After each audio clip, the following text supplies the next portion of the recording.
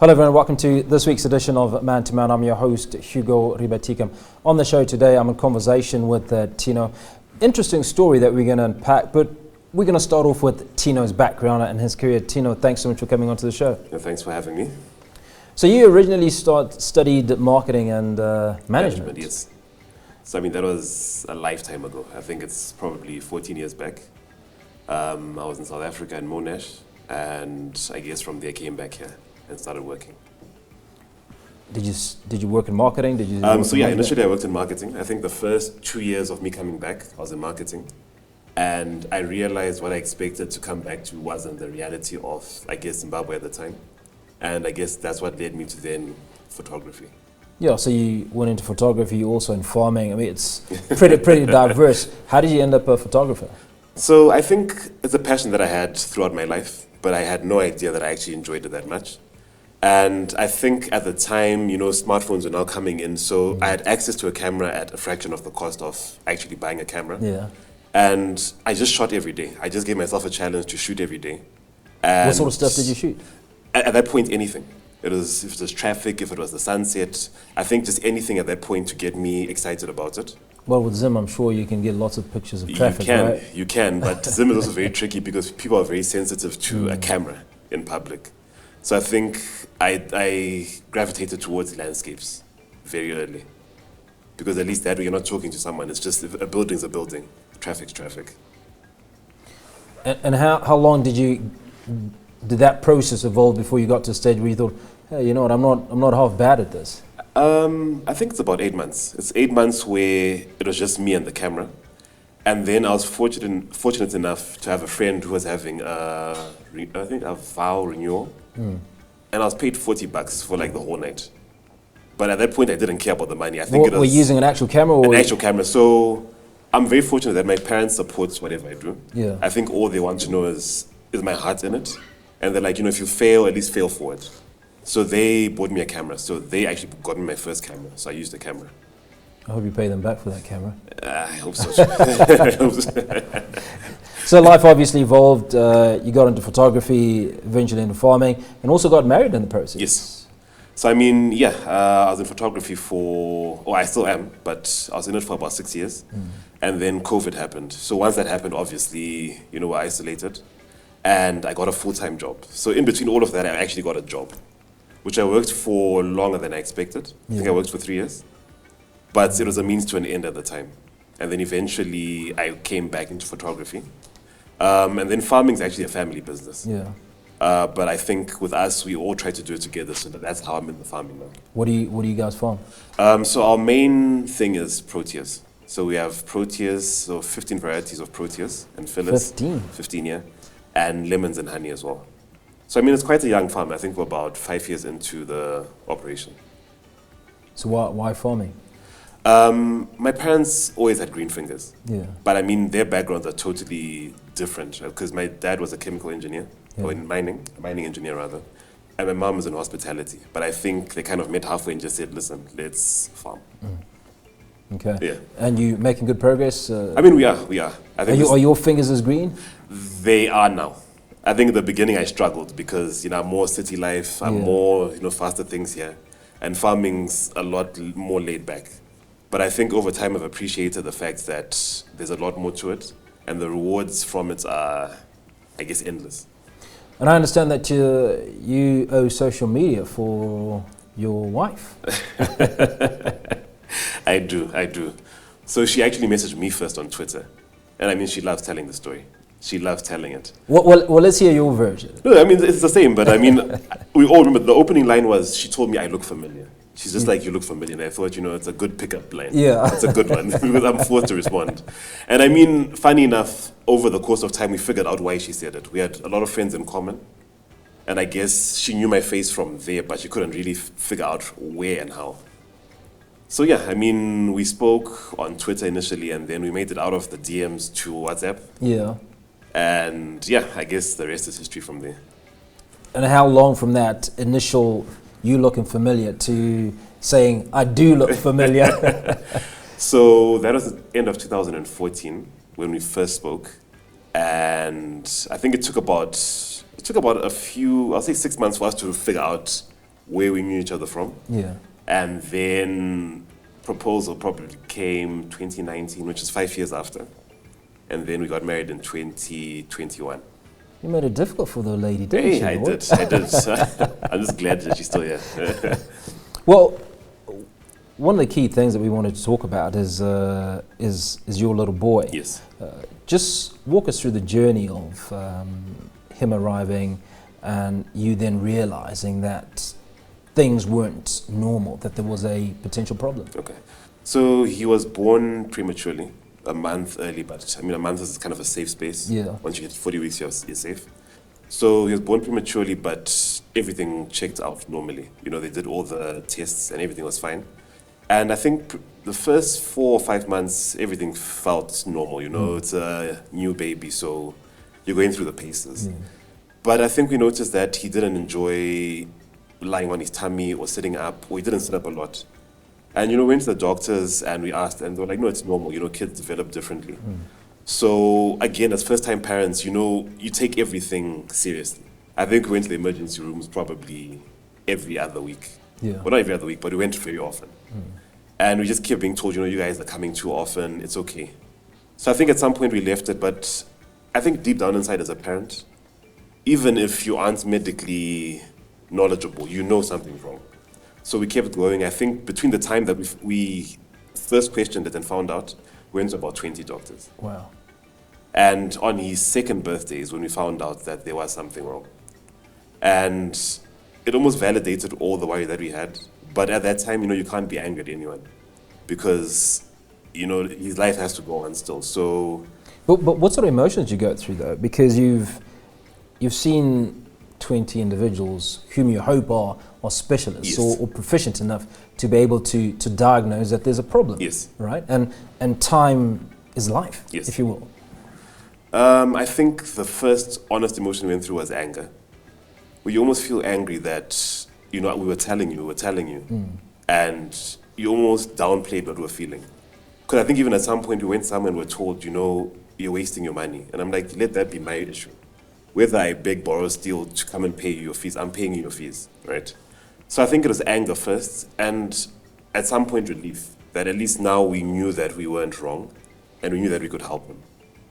And then I think concern now that you're like, how do I help him? Because with things like this, I think you always hear stories about it, but you never think it's going to be you. You never in your life think that it's going to be you. So he was 2 at the time. He was 2 at the time. Okay, so hold that thought. When we come back, we're in conversation with Tino, having a conversation, unpacking issues around a condition that his son had and obviously the progress that he made to recovery. You're watching Man to Man. Don't go away.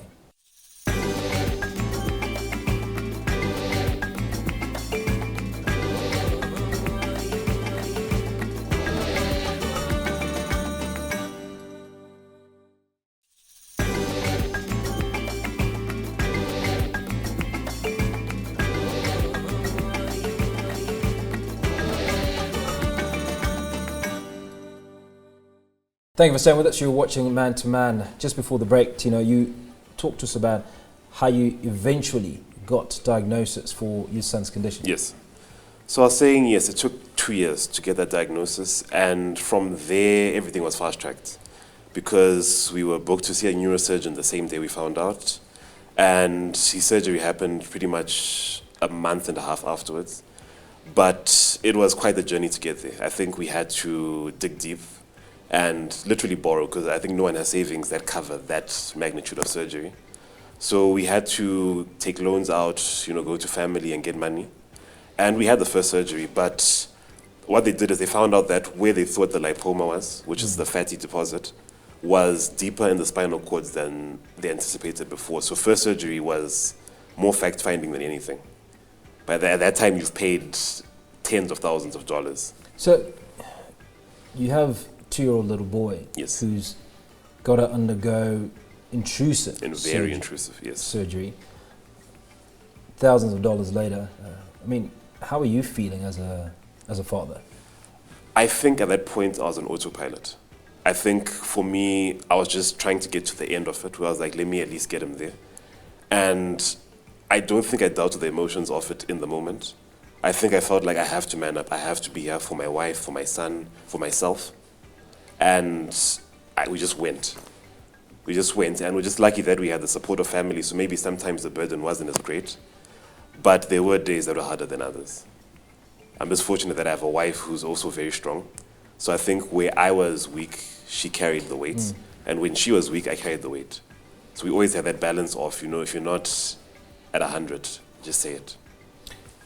So let's talk about the initial surgery, post that surgery, Yes. and how you eventually fundraised or got the resources to get him through the next lot Yes. of interventions. So I mean, the doctor told us about how, I won't call it unsuccessful, but what happened with the first surgery right after. And he just told us that, you know, we have to give him a month to recover, then we can go back in and do the actual surgery. And, you know, you're thinking, okay, fine, do we top up what we paid before? Is it covered by the first amount? We had to literally pay the same amount again. And it was tricky because we felt like we were all borrowed out. And What sort, are you able to say what sort of numbers you had to? okay, so I think the first surgery was about, I'll put it at 20,000 US. And was this locally? Locally.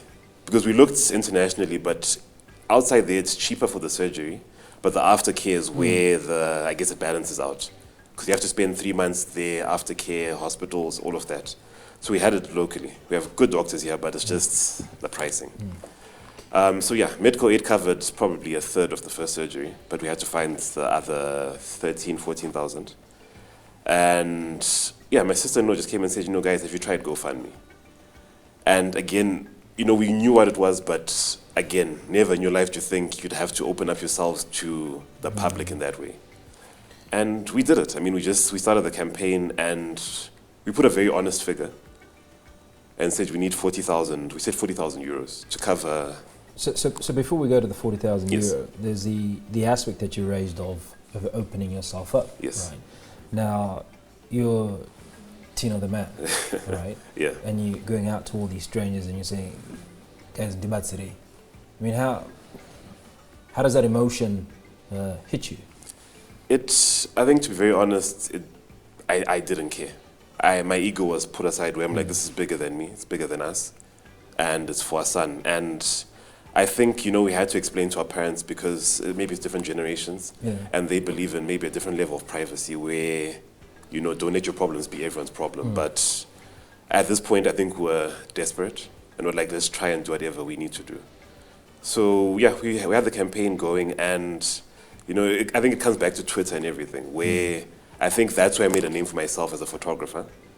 And people said to me that we felt like we knew you. We felt like we knew your son.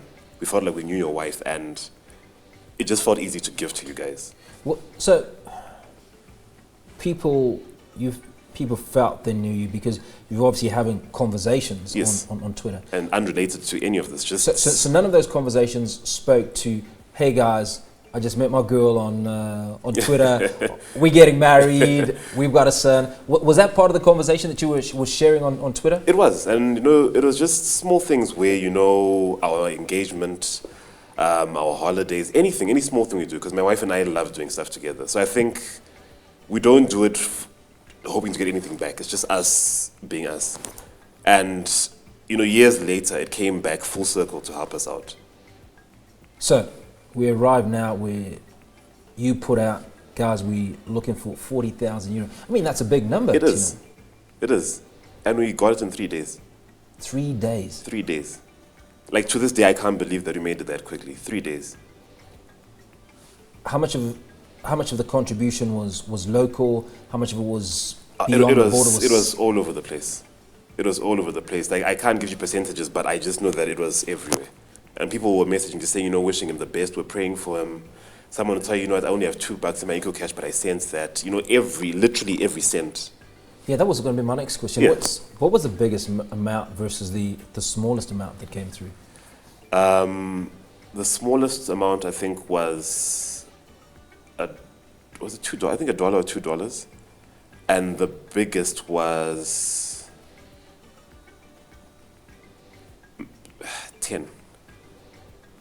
Biggest was 10. 10 what? 1,000. 10,000. Yeah. 10,000 euro. 10,000. Yeah. That's incredible. And people always just like, you know, we just feel like, you know, you deserve this. And it was the hardest thing to accept because we never did anything before expecting these donations to come in for our son. Never. But I guess it's just God working in a mysterious way that, you're good people, and I guess sometimes good things happen to good people. And it happened for us. What an absolute loss, dude. I mean, that's absolutely incredible. Yeah. Do you have some number of people that contributed to your GoFundMe cause? I can't remember the exact number, but I think it was close to 200 people. In total, 200 locally, internationally, about 200. And 200 is not really a lot of people. It's not. If you think about it. It's not. But to achieve that within 3 days is in itself a story on its own. But we are going to come back in a moment and obviously talk about your little boy's recovery, where he's at now. Yeah. You're watching Man to Man in conversation with Tino. We're back in a moment.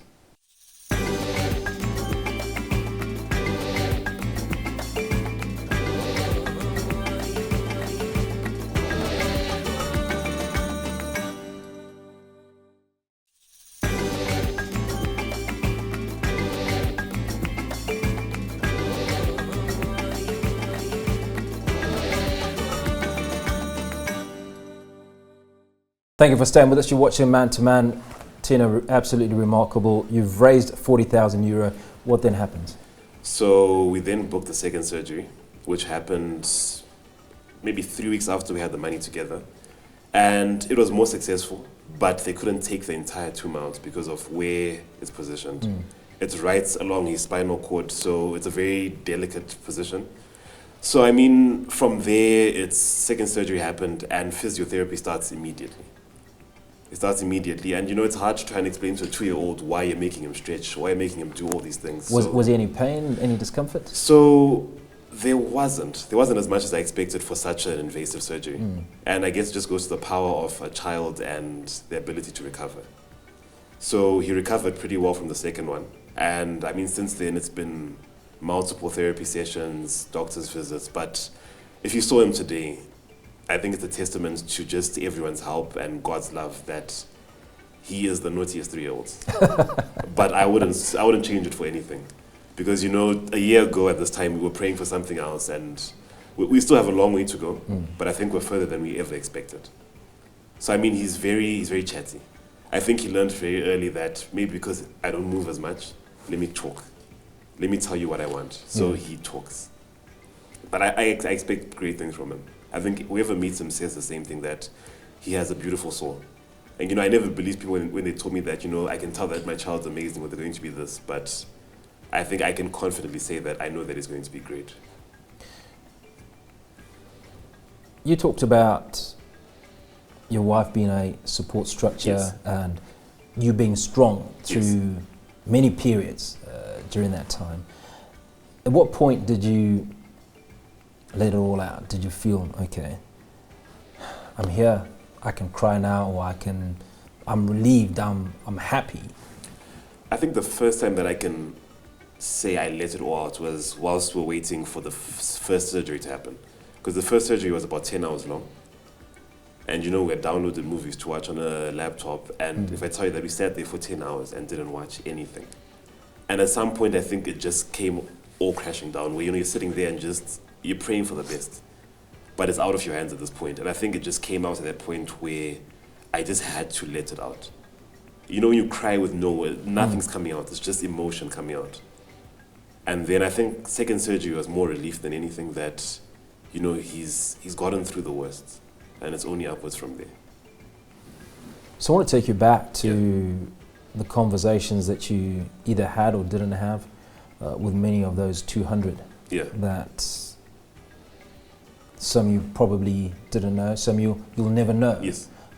What is that conversation? What is that word? I mean, if you were to speak to any one of them right now, what would you say? It's thank you. I feel like there's nothing more that I can say. I think it's such a loaded 2-word statement, but I think that's the most that I can say. And I think everyone also gives us the grace that we're not expecting you to, bow at our feet and, thank us.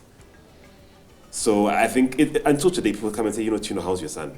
We'll be out having drinks. And someone comes in the middle of drinks, how's Eli?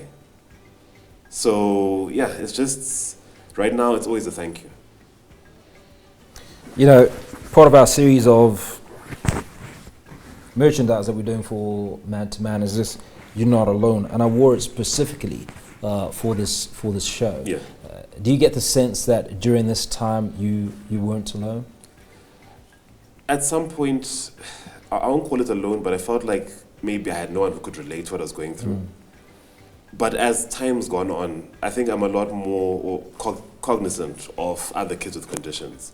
And if I tell you that in the past 6 months, we've met probably 3 parents with kids who have similar things, and you can see the relief on their face when you tell your story as well. That they're like, my kid isn't alone as well. So I think over time we've found a community, and it's helped us get through, I guess, the tougher days.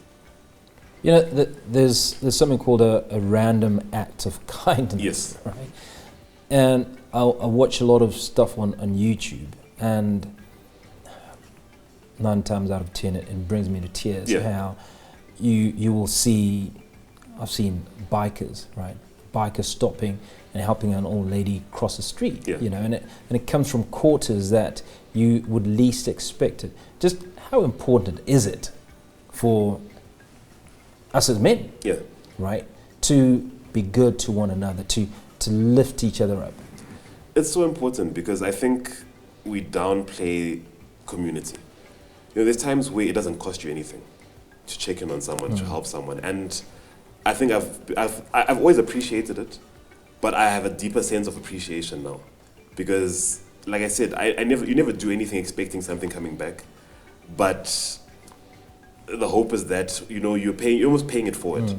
That if I do something for you, do the same thing for someone else afterwards. If you were to go back in your journey, is there anything you'd change? I don't think so.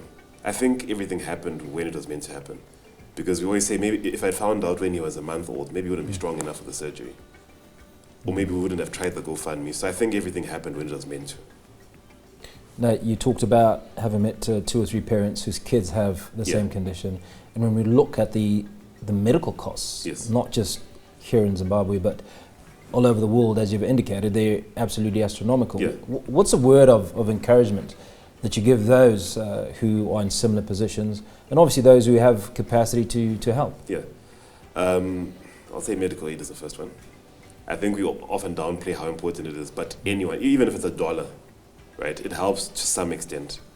And I think trusting your instincts as a parent. Like I said before, you're not medically trained, but there's things that you see that you know are normal. I think I'd rather be on the overcautious side than look back and say I should have. And as a father, what do you think are some of those things that are key to being a good father? I think showing up. I think just be present. It's not always financial, but it's just be there. You know, it could be saying to your wife, take a day off, go and get your nails done. I'm here with our child. I'm not babysitting. It's not babysitting. I'm with our child. But I think just showing up. Just show up. That's where we're going to leave it. Tino, appreciate your time. Thank you so much. Absolutely happy for you that so much. Eli's making so much progress, and wish you all the best. He'll be on the show soon. You bet he will, and I'm sure he's going to be a better photographer than his dad. I hope not. Tino taking time out to chat to us about his son, the GoFundMe process of raising €40,000 all in 3 days. So a big thank you to all of you that are watching the show and all of you that offer random acts of kindness. This is ManToMan. I'm your host, Hugo Ribatika, back again at the very same time next week. Remember, we leave no man behind. Goodbye.